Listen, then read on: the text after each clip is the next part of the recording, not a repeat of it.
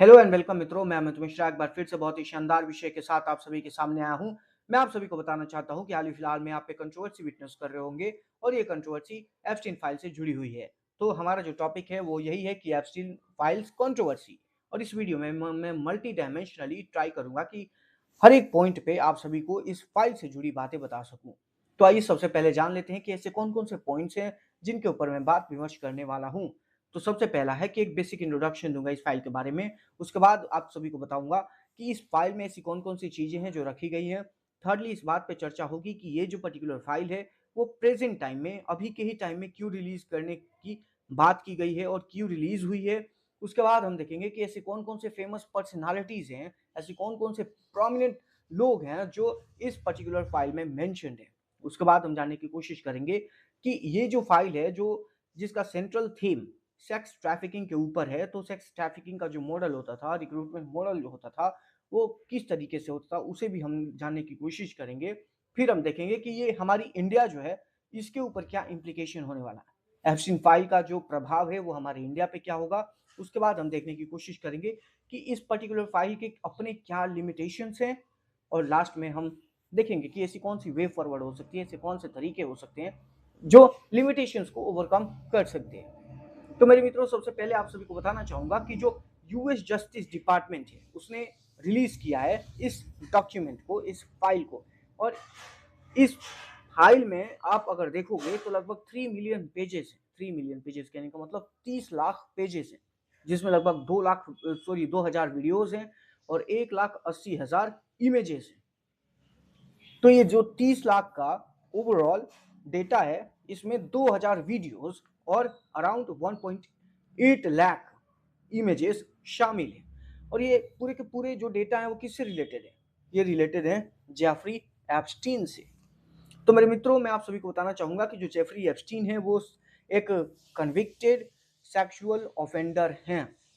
He is a convicted sex offender और ये sex trafficking से जुड़े हुए हैं। सिर्फ यही नहीं, जेफरी एप्स्टीन के जितने एसोसिएट्स हैं, और एसोसिएट हमारे और आपकी तरह कोई नॉर्मल लोग नहीं है, इसमें हाई क्लास बिजनेस पर्सनालिटीज शामिल हैं, पॉलिटिशियंस शामिल हैं, रॉयल क्लास पीपल शामिल हैं। तो ये ओवरऑल जो डेटा है, ये 30 लाख पेज का जो डेटा है, ये इन लोगों के बारे में है। अब हम जानने की कोशिश करते हैं कि ये क्या क्या कंटेन करता है, एप्स्टीन फाइल में कौन कौन सी चीज़ें हैं। तो इसमें एफबीआई मेमोज आ जाती हैं, इंटरनल एफबीआई मेमो। उसके बाद इंटरव्यू की समरीज हैं। उसके बाद फ्लाइट लॉग्स भी हैं। और अभी मैंने आपको बताया 2 लाख वीडियोस हैं और लगभग 1.8 लाख इमेजेस हैं। इसके बाद भी कुछ financial records, legal documents, email और टेक्स्ट मैसेजेस की जो बातें हैं, जो चीज़ें हैं, वो भी इस फाइल में मेंशन है। दूसरा इंपॉर्टेंट बात यह आता है कि अभी ही क्यों रिलीज किया गया। तो सबसे पहले एक जेफरी एप्स्टीन जी, जो जेफरी एप्स्टीन है, इन्हीं के नाम पे एक एक्ट बना दिया गया, एप्स्टीन फाइल्स ट्रांसपेरेंसी एक्ट। और इस एक्ट के तहत जो डेटा है उसे रिलीज करना पड़ा। और दूसरा, जो यूएसए में, जो अमेरिका में जो लोग हैं, वो काफी प्रेशराइज कर रहे थे गवर्नमेंट को कि भाई आप एप्स्टीन फाइल्स को रिलीज कीजिए। We are supposed to know all the people who are behind this major controversy, this major conspiracy of sex trafficking. तो ये जो सारी चीजें थी, ये प्रेशराइज करी गवर्नमेंट को कि ये इस पर्टिकुलर डेटा को आप रिलीज कीजिए। उसके बाद कुछ प्रोमिनेंट फिगर का नाम बताना चाहूंगा। इसमें जेफरी एप्स्टीन, ये जाहिर सी बात है ये तो शामिल होंगे ही। उसके बाद एंड्रयू माउंटबैटन। उसके बाद डोनाल्ड ट्रंप जो अभी प्रेजेंट में सेकेंड टर्म अपना सर्व कर रहे हैं as a president of America. Donald Trump वो भी शामिल है, वो भी मेंशन्ड है इस पर्टिकुलर फाइल में। उसके बाद बिल क्लिंटन जो कि फॉर्मर यूएसए के प्रेसिडेंट हैं। उसके बाद भी अगर देखें तो पीटर मेंडलसन, एलन मस्क और बिल गेट्स जैसी बड़ी बड़ी हस्तियां भी इस पर्टिकुलर फाइल में मेंशन्ड है। और भी कुछ ऐसे नाम हैं जिसे मैं अपने इस लिस्ट में मिस कर दिया हूँ। हालांकि आप अगर न्यूज़ देख रहे हो तो जरूर जानते होंगे कि बाकी सारे ऐसे कौन कौन से नाम हैं जो इस पर्टिकुलर फाइल में मेंशन्ड है, और अभी कौन कौन से ऐसे नाम हैं जो रिलीज होने को हैं। उसके बाद हम देखिए रिक्रूटमेंट मॉडल को, कि ये जो पूरा का पूरा जो थीम था, जो पूरी की पूरी फाइल है, 30 लाख पेजेस जो पर्टिकुलरली इस फाइल में मेंशन्ड हैं, ये एक चीज पर सेंट्रल, मतलब एक एक थीम पर सेंटर्ड हैं, और वो थीम क्या है कि सेक्स ट्रैफिकिंग हो रही है। तो सेक्स ट्रैफिकिंग के कुछ मॉडल होते थे। पहला एक रिक्रूटमेंट मॉडल, जिसमें होता क्या था कि जो विक्टिम्स हैं, जो ऑलरेडी विक्टिम्स हैं, उनको पे किया जाता था कि आप यंगर गर्ल्स को लेके आओ। जो ऑलरेडी विक्टिम है उसे पैसा ज्यादा दिया जाता था कि भाई आप यंगर गर्ल्स को लेके आओ। और दूसरा, कुछ कंपनीज भी होती थी, शेल कंपनीज भी इसमें शामिल हैं, जो जेफरी एप्स्टीन की मदद करती थी। इसमें कुछ अगर देखी जाए तो और भी रिक्रूटमेंट मॉडल शामिल है। मैं अभी एक पेज आप सभी के सामने रख दूंगा, उसमें आप देख सकते हैं। इसके बाद हम जानने की कोशिश करते हैं कि इम्प्लीकेशन क्या है इंडिया के लिए। तो इंडिया के लिए ये इम्प्लीकेशन है कि हमारे जो मोदी जी हैं, हमारे जो present prime minister of India है नरेंद्र मोदी, उनका भी नेम इस पर्टिकुलर फाइल में मेंशन्ड है। हालांकि हमारी जो मिनिस्ट्री ऑफ एक्सटर्नल अफेयर्स है, उसने क्लियरली कह दिया है कि सिर्फ मेंशन होने से चीजें नहीं होती। किसी का नाम अगर मेंशन हो जाए, इसका मतलब ये नहीं होता कि वो इंसान गलत हो। और एमईए ने कह दिया है कि कोई एविडेंस नहीं है कि हमारी सरकार ने किसी भी तरीके का गलत काम किया है, किसी भी तरीके का अपराध किया है। MEA has clearly clarified that there is no evidence of wrongdoing. तो ये चीज है सबसे पहली चीज जो इंडिया के लिए इम्प्लीकेशन है। दूसरी बात यह है कुछ पॉलिटिकल रिएक्शंस, जैसे कि राहुल गांधी ने गवर्नमेंट को अटैक किया है इस पर्टिकुलर फाइल से रिलेटेड। तो हो सकता है जो गवर्नमेंट है वो बैकफुट पे आ सकती है।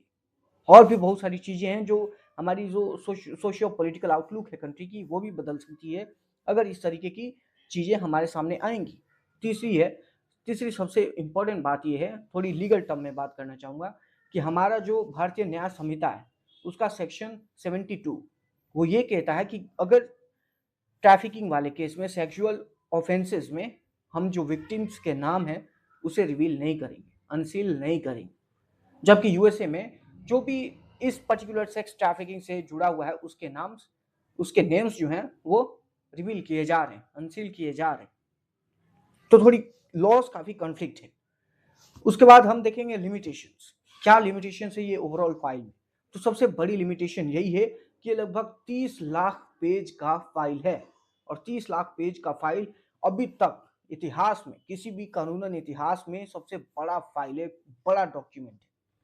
और इसको कॉम्प्रिहेंड करना, इसके ऊपर चर्चा करना, इसके ऊपर अच्छे से पूरी तरीके से एनालिसिस करना चैलेंजिंग होने वाला है।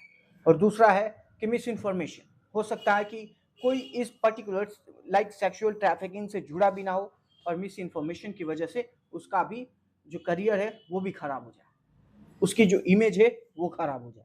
तो मिस इन्फॉर्मेशन जो है एज अ मेजर चैलेंज हमारे सामने आ रहा है इस पर्टिकुलर फाइल के रिलेशन में। उसके बाद हम वे फॉरवर्ड के बारे में बात करना चाहेंगे। तो वे फॉरवर्ड में यही हो सकता है कि कुछ ट्रैफिकिंग लॉज होते हैं, हमारे भी देश में है और दुनिया के हर एक देश में ट्रैफिकिंग से रिलेटेड लॉज हैं। तो वैसे लॉज को स्ट्रेंथन करने की आवश्यकता है।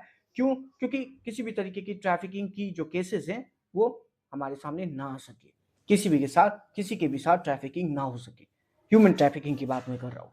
उसके बाद ये है कि भाई आप इंटरनेशनली कोऑपरेट करो, अगर इंडियन गवर्नमेंट बाकी देशों के साथ, क्योंकि जो ट्रैफिकिंग का केस है, ह्यूमन ट्रैफिकिंग का केस है, वो सिर्फ हमारे देश में ही नहीं होता। अगर एग्जाम्पल के तौर पे एक सपोजेडली मैं इस बात को कहूँ कि जो ट्रैफिकिंग है, सेक्सुअल ट्रैफिकिंग है, ह्यूमन ट्रैफिकिंग है, वो सिर्फ एक देश के अंदर ही होता है, ऐसा नहीं है, वो देश के बाहर भी होता है, मीन्स नेशन टू नेशन। तो अगर हमारी सरकार और बाकी सरकार साथ में मिल के काम करेंगी, इस पर्टिकुलर लॉज में ट्रांसपेरेंसी लाएंगी, तो ट्रैफिकिंग के जो केसेस हैं वो कम हो सकते हैं। So these were all the things that I wanted to share with regard to this particular files. So thank you very much.